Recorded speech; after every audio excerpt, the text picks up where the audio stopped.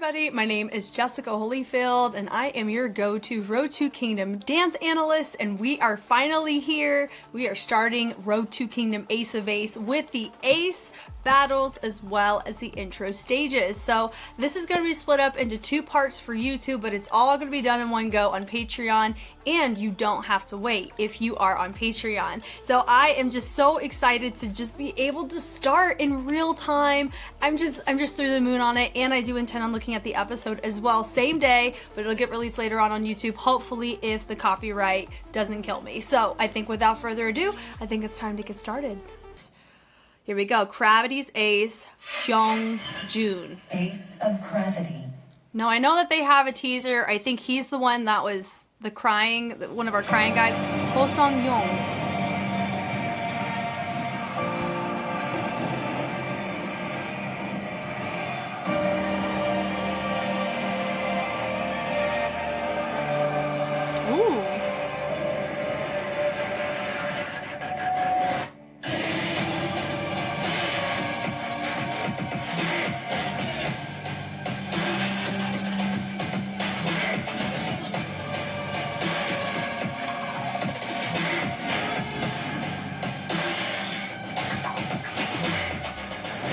Cool. Are we gonna do a bridge recover? Nope. Maybe? Nope.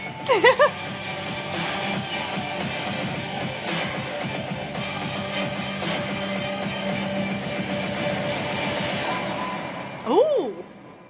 I like the LED for that. The slow walks were nice. Slow zoom in. That was cool. That was cool.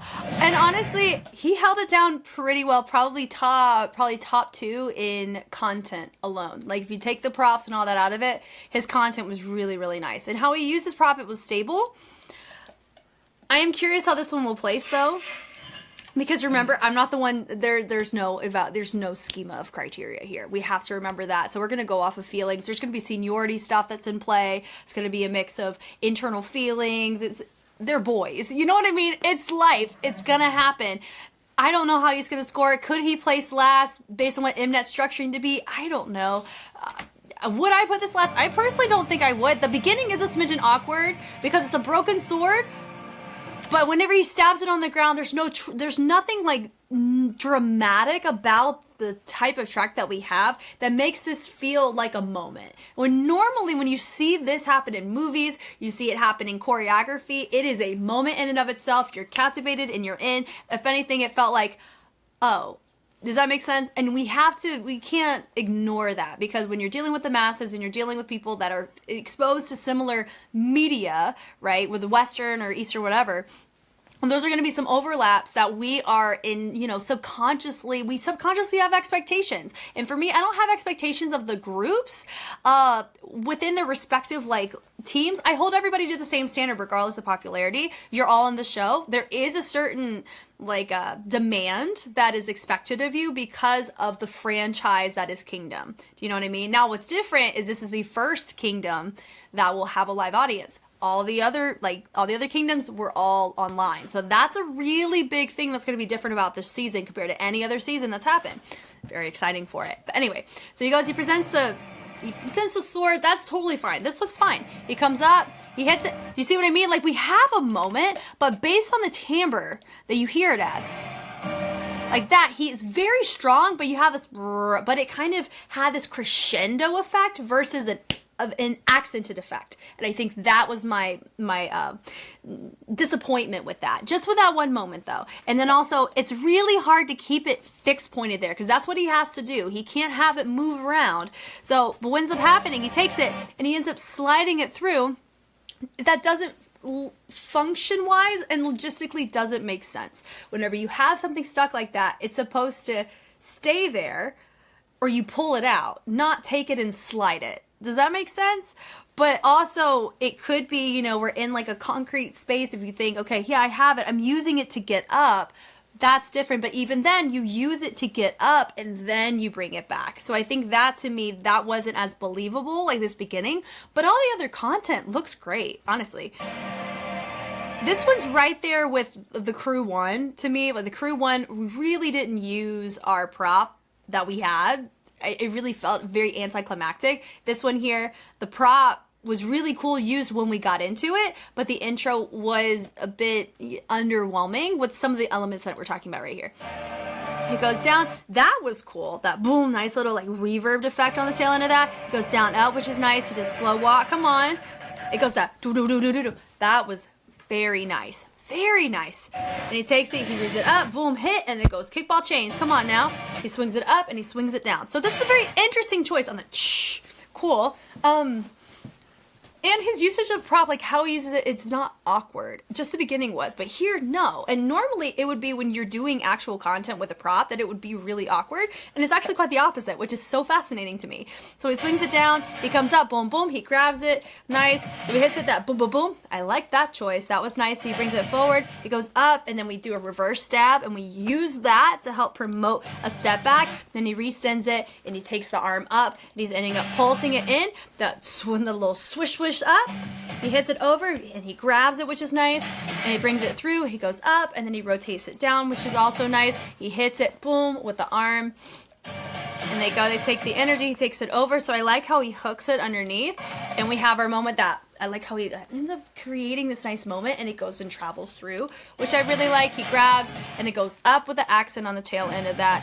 He goes click, click over it, and he branches it to the side. So it's really nice. And it goes da-da-da-dun. He uses it as a little trace moment. He drops it down. That right there was nice. I like the height on that, so that was well done.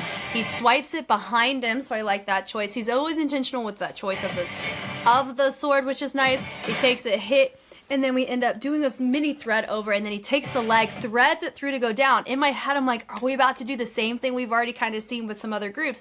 No, he doesn't. So he gets a thumbs up for that. So he goes, he kind of squats down to his knees, which is nice. He hits, and I like how he grabs, and he ends up taking the legs to switch him to the back. Really cool choice. And then from there, he takes the sword, and he ends up switching it. That is hard to do. So he did a great job on that. It doesn't look awkward. This doesn't really look that awkward.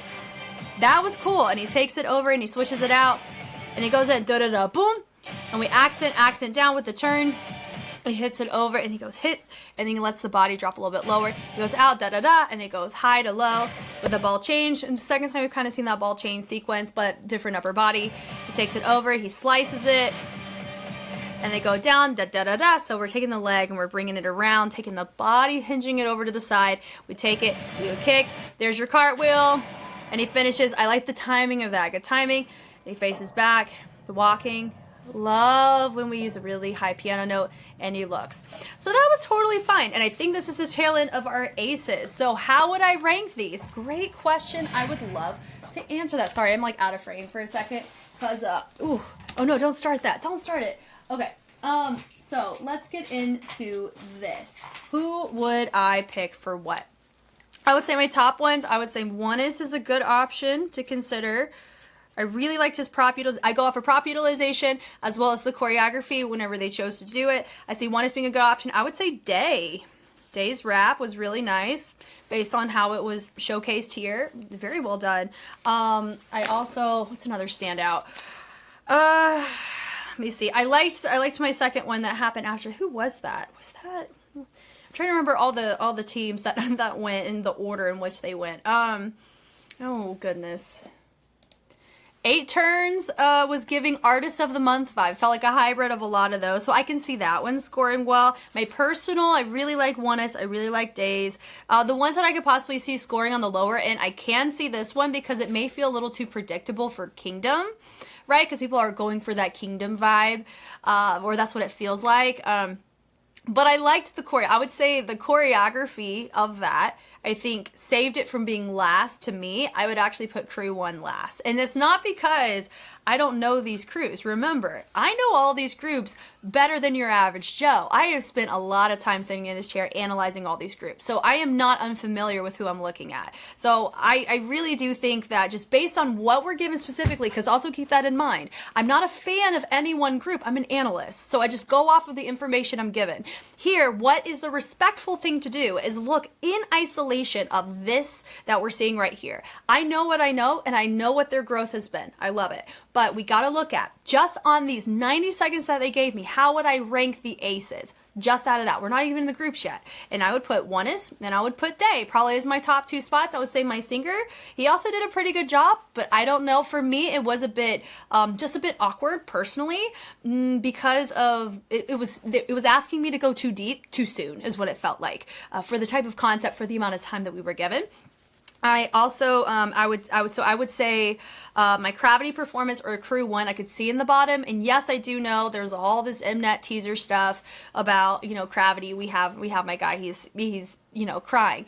I don't want him to beat himself up on that. We have to remember, this is not a competition of just the groups exclusively. It is a competition of the groups, the stylists, the composers, the choreographers, the movement directors, the lighting, the people who choose the lighting, the prop makers, everything. And also what Mnet chooses to do, because Mnet at the end of the day can choose to withhold information, give them all the information. They can choose to F you over, or they can choose to treat you very well. That's what really sucks about this show, is we don't know any of that on the back end. And I also know too that CRAVITY is very busy for the fact that they're on a show like this right now. They're pulling low-key AT schedule, and I do have thoughts about that.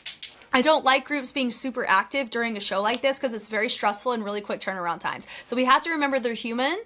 And at the end of the day, we're celebrating the art of dance. Everybody did a great job. All I'm coming at it is from the lens on, if we were to rank them, that's how I would rank them. Top 2 would be Day and ONEUS, and my bottom 2 would probably be the crew 1 and CRAVITY, just in isolation to this. But do I actually like all the groups in their discographies? Yeah, all of them have some banger choices, and it makes me really, really excited to see what these intro stages look like. Here we go. We got CRAVITY's Hyungjun, Act 1. Gosh, man. They win Best Connection between their opening and their intro stage. That's cool.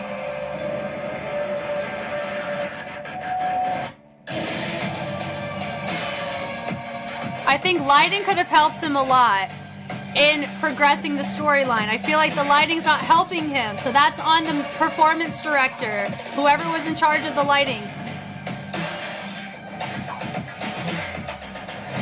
Cool, that was dope. Nice thread on that, cool. That's the part, okay. So what Tempest did for Lighthouse is what I'm recalling from CRAVITY, my guy right there. Come on now.